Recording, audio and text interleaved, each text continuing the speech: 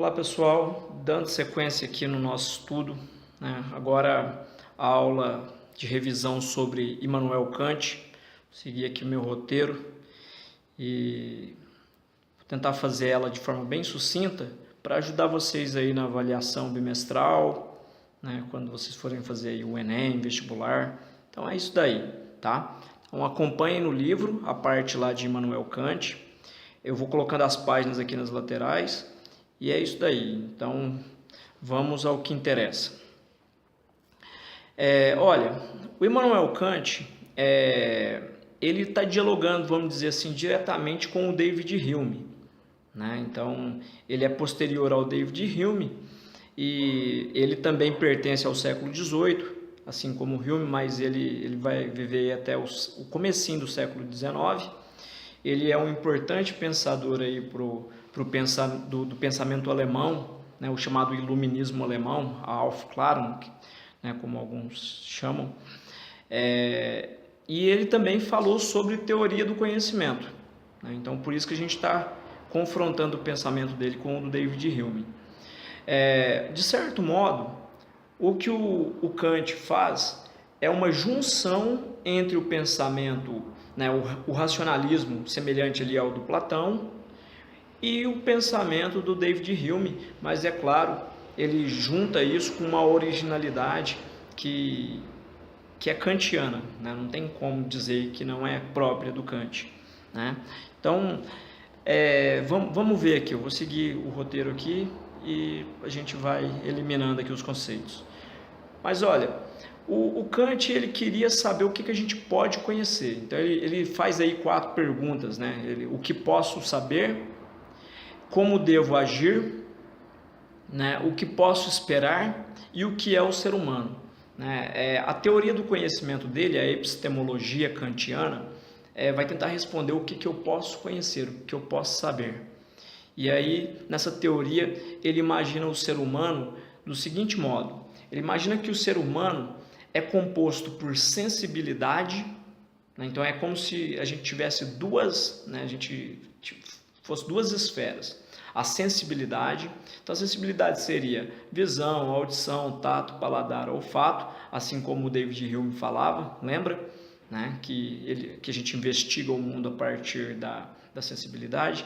Então o Kant ele não nega, né, essa afirmação do Hume, né? Ele vai dizer que a sensibilidade elas são formas a priori, né? Formas puras, né, da sensibilidade. Então ele vai dizer que a gente já nasce com essas ferramentas: visão, audição, tato, paladar, olfato e assim por diante, tá? Então a sensibilidade, né, que é essa primeira etapa que compõe o ser humano, ela tem dentro dela, desse campo da sensibilidade, tem um espaço chamado de campo fenomenal. Campo fenomenal é uma estrutura na qual a primeira etapa do conhecimento passaria ali. Estou dividindo em etapas aqui, mas isso acontece de forma simultânea, vai dizer o Kant, né? Eu estou fazendo isso para ficar mais didático.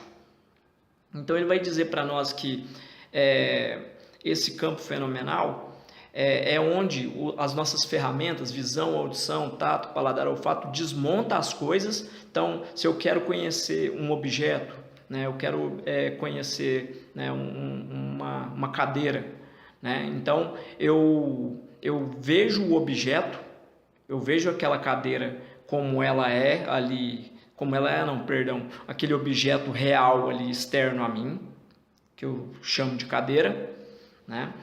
E a minha estrutura da sensibilidade vai desmontar essa cadeira, né? Vamos dizer assim, porque eu vou intuir a cadeira. Intuir é ser afetado por ela. Então eu estou tendo contato com aquele objeto através dos meus sentidos, através, né, dessas ferramentas. Esse contato, o Kant chama de intuição, né, de intuir as coisas. Então eu sou capaz de intuir esse objeto. Esse objeto ele vem parar dentro do meu campo fenomenal, né? Então o pé da cadeira vem parar ali dentro, né? O assento da cadeira, né? O apoio das costas e assim por diante. Então é como se eu desmontasse a cadeira inteirinha. a cor que a cadeira tem, se ela é estofada, a cor do estofado, se ela é envernizada, se ela está pintada e assim por diante. Então, a minha sensibilidade ela é capaz de intuir essas coisas e lançar dentro desse espaço chamado de campo fenomenal. Dentro do campo fenomenal, né, o Kant vai dizer que tem duas formas puras, né, formas puras da sensibilidade, que seria o tempo e o espaço. Então, dentro da minha sensibilidade, eu teria ali o tempo e o espaço. O que o Kant está querendo dizer para nós com isso? Ele está querendo dizer que o tempo e o espaço são estruturas do nosso, né, faz parte da nossa estrutura, faz parte da nossa sensibilidade. Ou seja, a noção de tempo, a noção de espaço, sou eu que atribuo as coisas.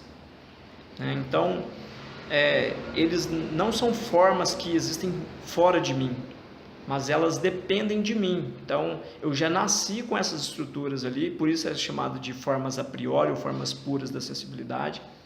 E com essas estruturas eu vou entendendo as coisas. Em sala de aula eu já dei esse exemplo e vocês vão se lembrar. Imagina uma criança pequena que está brincando ali na porta da casa dela. Ela ia até a esquina para uma criança aí de 5 anos, até a esquina da casa dela, é muito longe. Quando ela consegue ir na rua de baixo da casa dela, é mais longe ainda.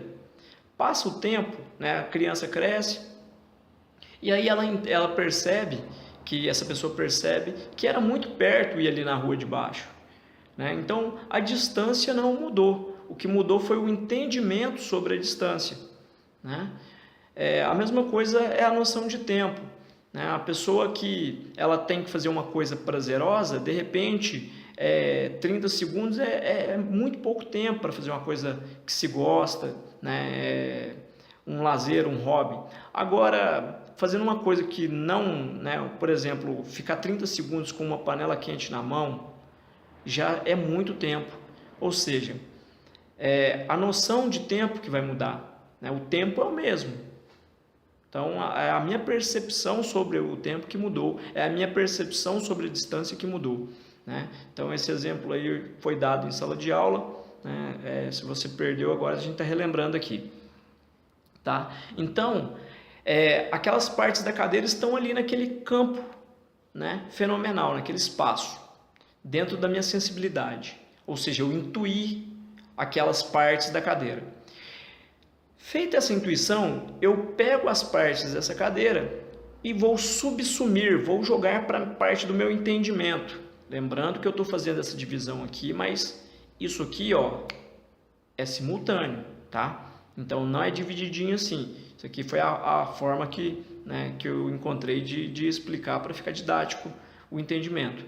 Então essas partes da cadeira, ela vem parar no meu entendimento, no meu intelecto. Então, o ser humano é dividido em sensibilidade, a parte que sente, visão, audição, tato, paladar, olfato e assim por diante, a sensibilidade, e entendimento ou intelecto. As duas palavras podem aparecer, tá? Pode variar aí a tradução. Entendimento ou intelecto. Então, ali na hora que é subsumido para o meu intelecto, eu vou atuar sobre essas informações de outro modo. Eu vou atuar com as minhas formas puras do entendimento. Então, a gente já nasceu, vai dizer o Kant, com as formas puras do entendimento também. Então, ele vai dizer que essas formas puras do entendimento é a lógica. A lógica que vai categorizar as coisas, vai transformar isso tudo em categoria. Tá? Então, olha para vocês não se perderem aí, a junção entre o pensamento de Hume e de Platão, por exemplo. O Platão dizia que a gente já nascia com algumas coisas, com conhecimento. Ele já dizia que o conhecimento é inato. A gente já nascia com o conhecimento. O Hume dizia que não, que a gente nascia só com a capacidade de conhecer as coisas.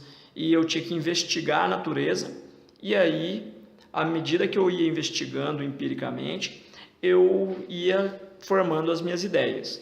O Kant pegou as duas coisas e juntou, ou seja, tem coisas que já nascem comigo, como Platão está dizendo, que é essas formas puras da sensibilidade e as formas puras do entendimento, tá? E tem coisas que, mas eu também preciso fazer como o David Hume dizia, investigar o mundo externo a mim. O Platão negava a existência do mundo externo. Para ele, essa cadeira, por exemplo, que a gente está investigando, é uma cópia da cadeira verdadeira. Então, ele nega o mundo, né, material, né, o mundo físico. Para ele, a essência metafísica era verdadeira. O Hume já afirma a existência do mundo físico. O Kant também afirma, né, a existência do mundo físico. Então, ele pega as duas e junta. E aí, como que funciona? Então, a cadeira, né, ela é subsumida para o meu entendimento. No meu entendimento, ela é remontada. Então, eu tenho ali agora um conceito dessa cadeira. Eu sou capaz de conceituar essa cadeira porque as formas puras do meu entendimento vão categorizá-la. E aí, a partir dessas categorias, eu sou capaz de formular os meus juízos, né? Dizer se a cadeira é boa, se a cadeira não é, ou seja, o que eu entendo sobre aquela cadeira.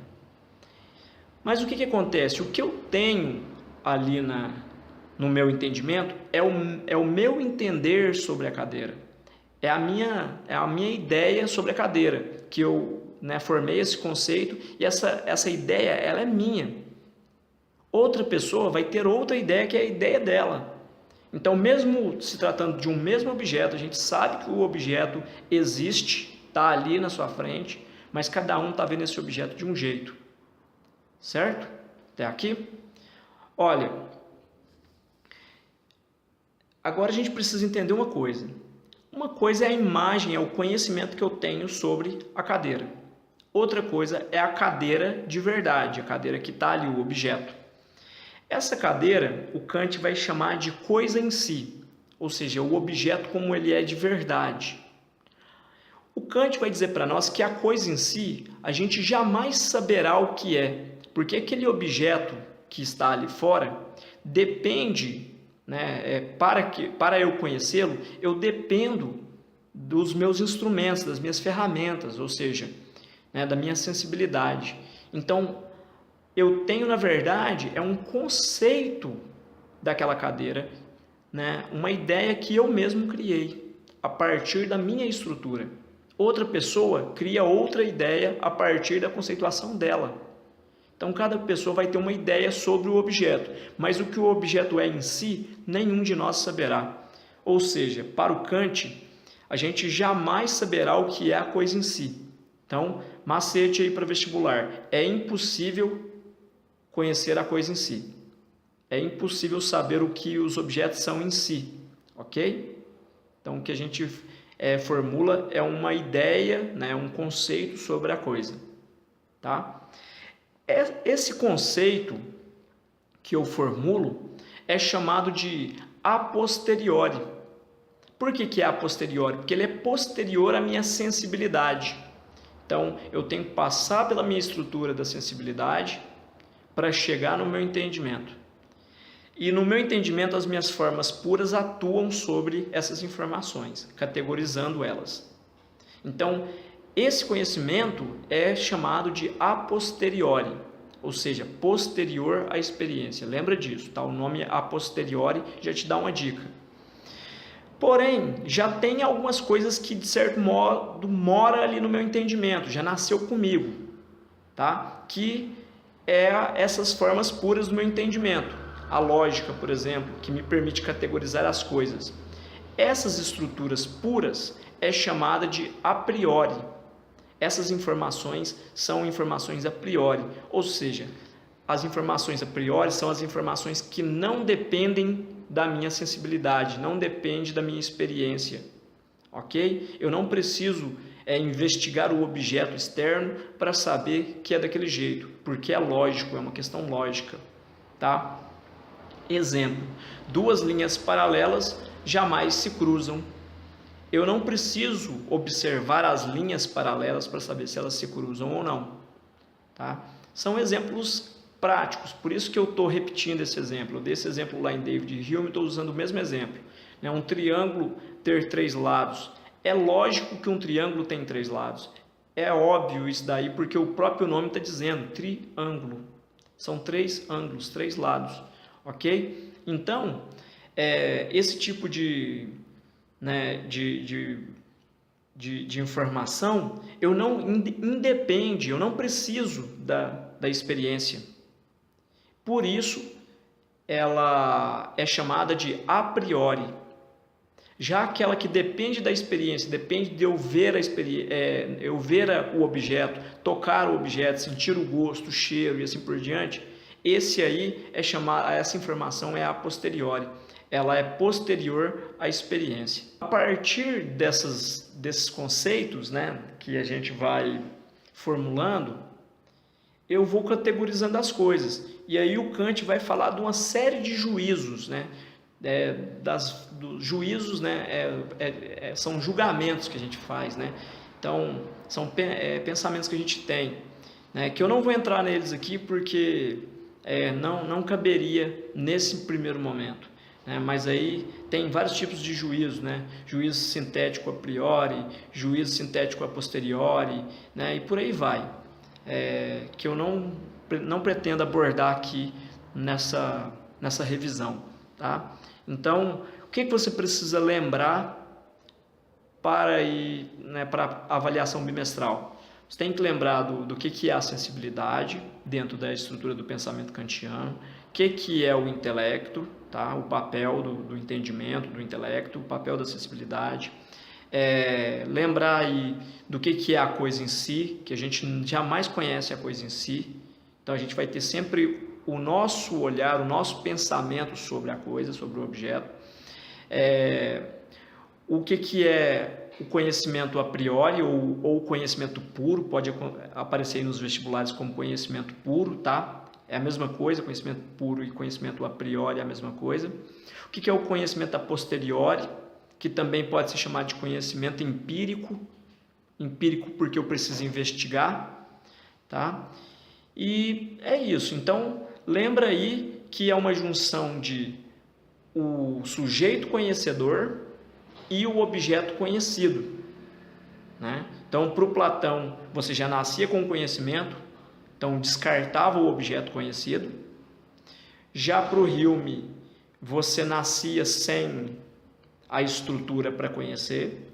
E o Kant dá uma reguladinha, ele diz que a gente já nasce com formas puras, porque sem essas formas puras não seria nem capaz de conhecer as coisas.